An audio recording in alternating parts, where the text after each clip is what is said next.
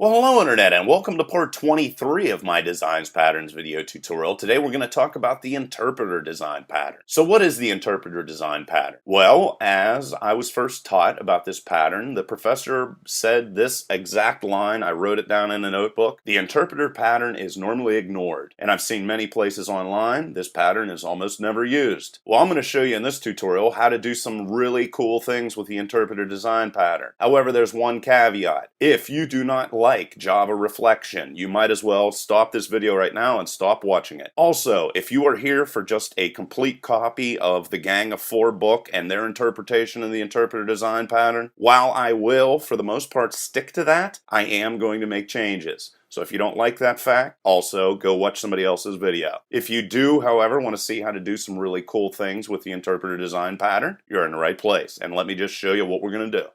So let's say you would want to make a conversion little tool here so that you can convert different types of measurements to other types of measurements. Well, the interpreter design pattern is going to help you do that really easily. Let's say you wanted to take 1 gallon and you wanted to convert it to tablespoons. That's all you need to do, and hit OK, and there's your answer. 1 gallon equals 256 tablespoons. And I could go in and type in all types of other different types of measurements. Like I mentioned before, the previous professor who had talked about the interpreter design pattern pretty much said it was worthless. That night, whenever I used it in combination with Java Reflection, I was able to create, just with those two ideas, I was able to put together the Zork text-based video game. So, if you want to see some really cool stuff and learn a whole bunch about Java Reflection and a whole bunch of other things that I've received in regards to questions you guys have asked, let's get into the interpreter design pattern.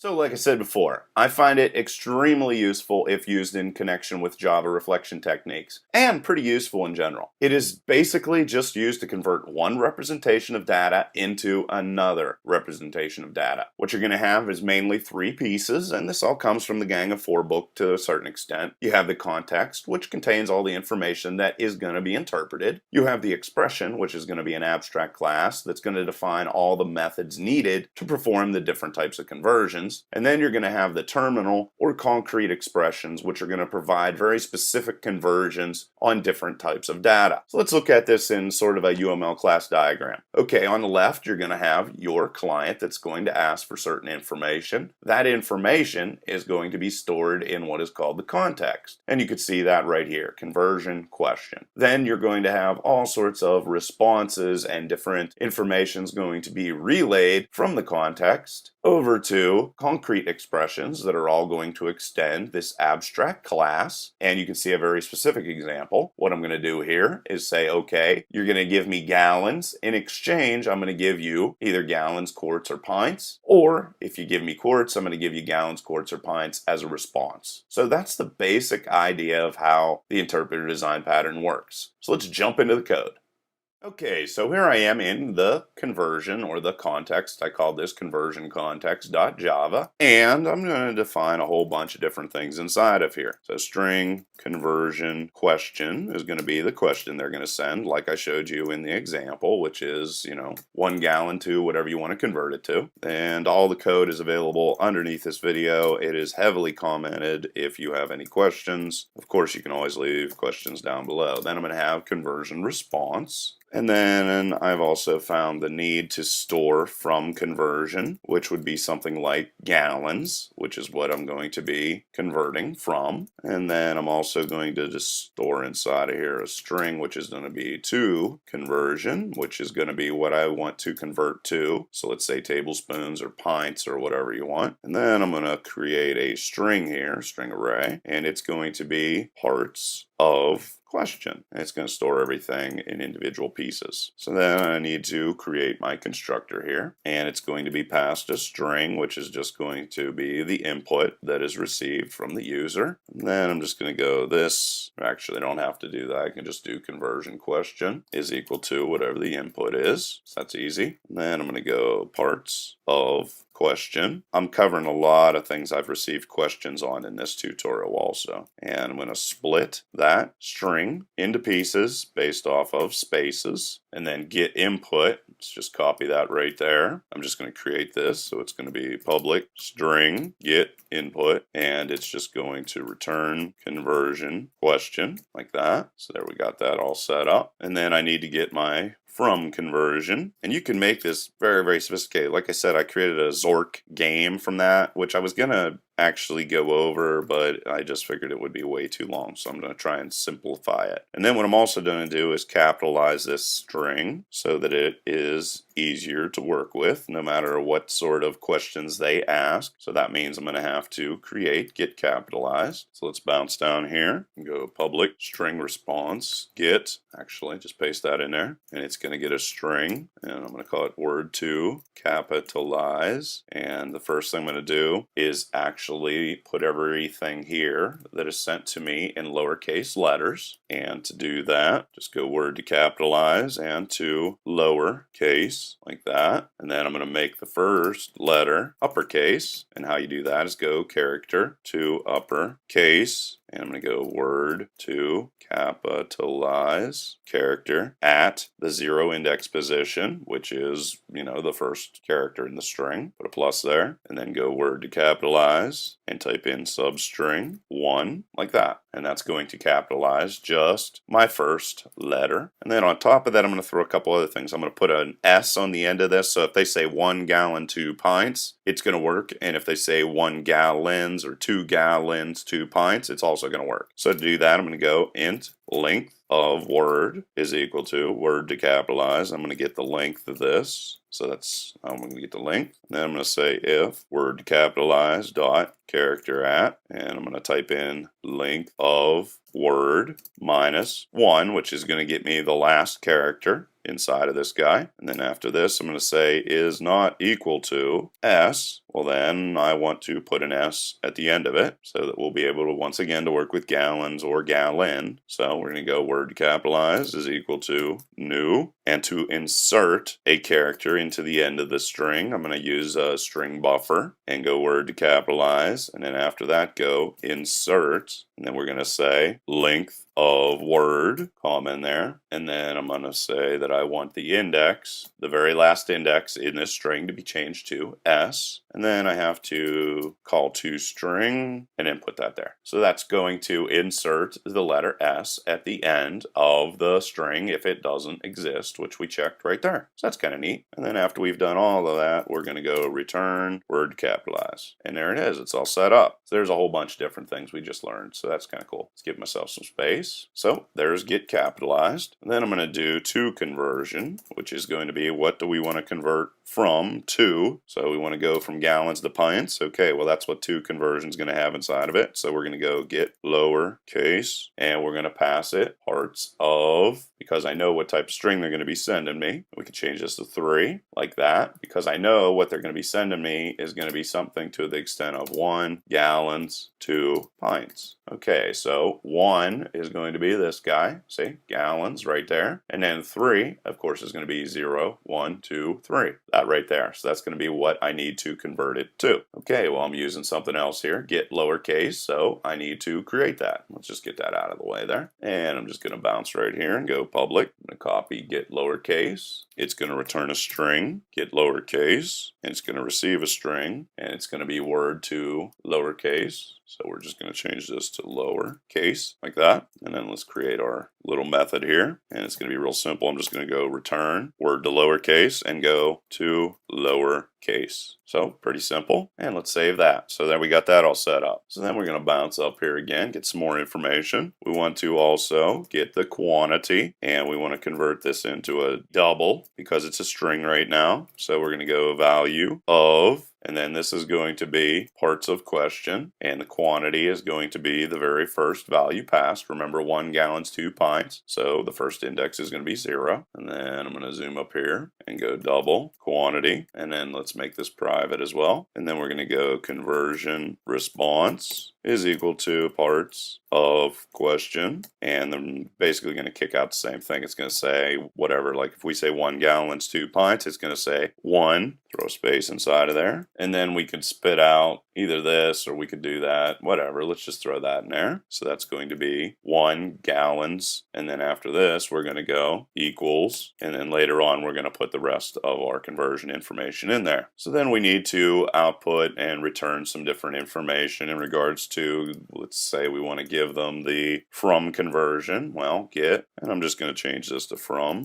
conversion, and it's just going to return from conversion, which is going to be right here. Copy that, bounce down, paste that in there, and then we're also going to return to conversion. So there's to conversion, and then we're just going to return to conversion, and then we could also return get response maybe, and then this is going to return conversion response, which is right there. If you haven't been able to figure it out yet, there's a whole bunch of things being covered in this tutorial aside from just the basic pattern. I could definitely see why we're going to need to get the quantity, so let's just return the quantity, and that's all we're going to need. So there we are. We're going to file save that, and that is conversion context.java that we got set up there. So the next thing we want to do is go into expression.java and define all the different methods or things that we're going to be converting into. So here's expression.java, and like I said, it's an abstract class, and you can make this list a mile long and be able to convert into just about anything. So we're going to go string. Now let's say I want to be able to convert to gallons, so we're just going to go double, and it's going to receive a quantity. So we got that all set up. Then we have to think about all the other different things that we might want to convert to. So we might also want to convert to quarts. So there's quarts. We also might want to convert to pints. So there's pints. We might also want to convert to cups. And then finally, let's convert to tablespoons. And there we are. We're done with that. So that is the expression. You're basically going to define all of the things that the concrete expressions are going to be able to convert into, which would be gallons, quarts, pints, cups, and tablespoons. Like I said, this could be a mile long and be able to do really insanely awesome things. So now we're going to implement that inside of gallons.java. You can see here, public class gallons extends expression. We're going to go here, zoom in on this, and it's going to say, hey, you need to implement some methods. Okay, fine, do that for me because I'm lazy. And there we are. Now we got all our methods we need. So basically, if we're going to be converting into gallons, what do we need to return? Well, gallons into gallons is equal to gallons. So we're just going to return whatever quantity they send to us. So that's real easy. However, we're going to want to convert this into a string. So we're going to go double to string like that, and then close that off. So that's going to convert that double that's sent over into a string, and then we're going to basically have to do that for everything else that we have here. Let's just get rid of all those, paste that in there, and then it's just a matter of doing the conversion, which is about math, and it's not really about programming, but either way, let's do it right. So how many gallons goes into quarts? Well, basically, you're just going to come in here and multiply quantity times 4. Here for pints, we're going to multiply this times 8. And then for cups, we're going to multiply that times 16. And then tablespoons, we're going to multiply that times 256. And there you go. We've just defined our conversions. So we're done. File save.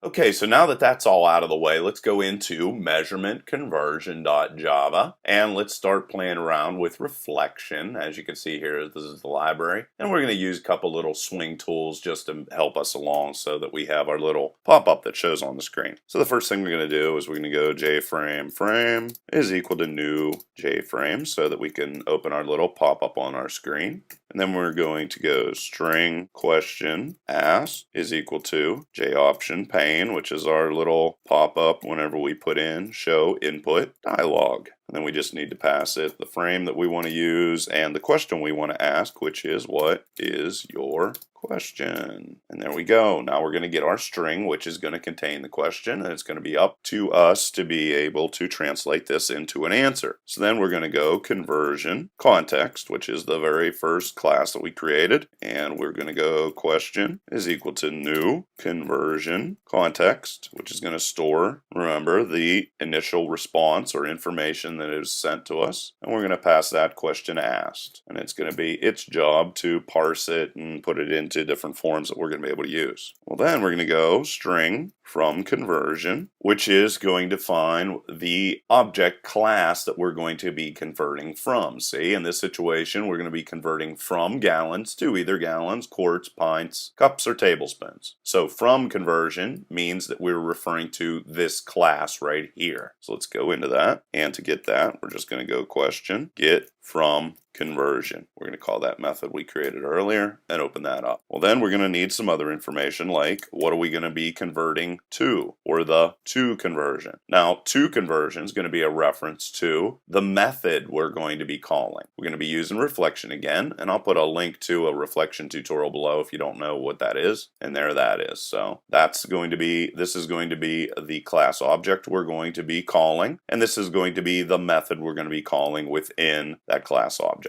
So get to conversion, and for the most part, like I said, we're sticking to the basic gang of 4 interpretation of the interpreter pattern, but I'm adding a whole bunch of other functionality to make this really cool. Well, then we're going to go double quantity. We need to get our quantity that we are going to start with. So get quantity is going to do just that. Give me that. And then we need to get the class based on the from conversion string, or the class object. So how do we do that? Well, we're going to go class, temp class, and then we're going to use our conversion cool stuff for name. And if we want to call the class, well, we just want to pass it from conversion, which is going to be a reference to the class object that we are converting from, which is, in this situation, gallons, like I said before. So that's the class object we want to convert from. And it's going to give us some error message saying this needs to be surrounded with a try-catch block. So let's just surround with the try-catch block. Let them do all the work for us. And then we're going to get the constructor dynamically for the conversion string. And using reflection, we're just going to go and create a constructor object. And to call the constructor on our class, we just go temp class, get constructor, and it doesn't have any parameter types, so we can just leave it like that. And it's going to give us another message that says, hey, we need to add some things to our try catch block. So let's just let it do that and just say add catch clause to surrounding try. Keep everything nice and tidy. And it did that for us, so that's cool. Now we need to create a new instance of the object that you want to convert from. And to do that, you're going to go object, convert from, and we know this is going to be an expression because all of these extend the abstract class named expression. So we want to tell it that because that always is going to apply. Then we're going to go con, which is a reference to the constructor, and go new instance. And there are no arguments for the constructor, so we can just leave it that way. And what's it going to do? It's going to say, hey, we need to add some more catches to our try catch block, add catch clause to surrounding try. Click on that. We're going to do that again. So come back up here. So we know what class we're going to be using. We know what constructor, and we also created an object of that class type. So now what we're going to have to do is define the method parameters that are going to be expected by the method that was going to convert from the original chosen unit of measure to the new one. So let's just go over here. What is going to be sent to this? A double. That's all that's going to be sent to all of the methods that we're going to be calling on. So we need to come in here and define that fact. To do that, we're going to go class, create a class array, method, parameters, and we're going to go new class like this, and then we're going to pass it a double. So we need to go double type.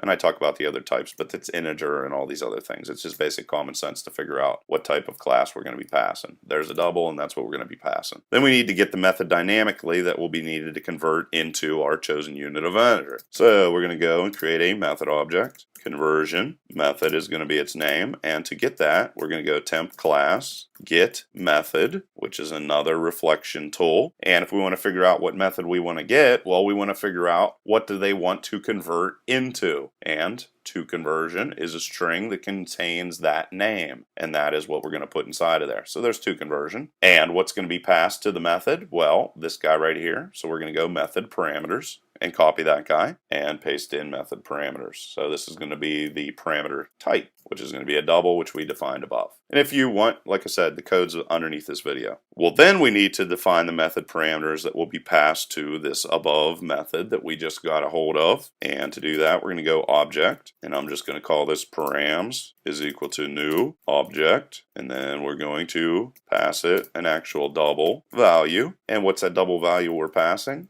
The quantity that is stored inside of here. So there we're actually passing a real, or there we're defining that we're going to pass a real double quantity or value over to our new method that we just created. And then we just have to get the quantity after the conversion, which is real simple. We're going to go string to quantity, and then we're going to have to convert this into a string. So there's the cast, conversion method. We're going to call that method, and how do we call a method using reflection? We use invoke, and then we're going to say, okay, well, what object? Well, the object's name, remember, gallons. So how do we get this object? It's actually stored right here. See, convert from. So we have to get the object that we're going to be calling the method for. And then inside of that, we have to pass the actual values or the double that we want to pass to that very specific method. So this is powerful stuff. Might be a little bit hard to wrap your head around sometimes, but it's really cool whenever you do. And then we're going to go string, and we're going to go answer to question. We're done.